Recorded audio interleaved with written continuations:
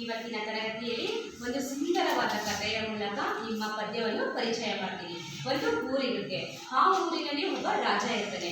ಆ ರಾಜಗೆ ಒಬ್ಬ ಮಂತ್ರಿ ಇರ್ತಾನೆ. ಆ ಮಂತ್ರಿಗೆ ಒಬ್ಬ ಮಗಳಿರ್ತಾಳೆ. ಆ ಮಗಳಿಗೆ ಒಂದು ಕೈಯಲ್ಲಿ ಒಂದು ಗೊಂಬೆ ಇರುತ್ತೆ.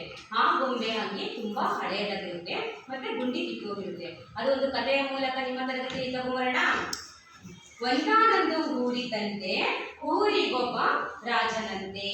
ರಾಜಗೊಬ್ಬ ಮಂತ್ರಿಯಂತೆ, ಮಂತ್ರಿಗೊಬ್ಬ ಮಗಳಂತೆ. ಮಗಳಿಗೊಂದು ಗೊಂಬೆಯಂತೆ, ಗೊಂಬೆಗೊಂದು ಅಂಗಿಯಂತೆ. ಅಂಗಿಗೊಂದು ಗುಂಡಿಯಂತೆ, ಗುಂಡಿ ಕಿತ್ತು ಹೋಯಿತಂತೆ.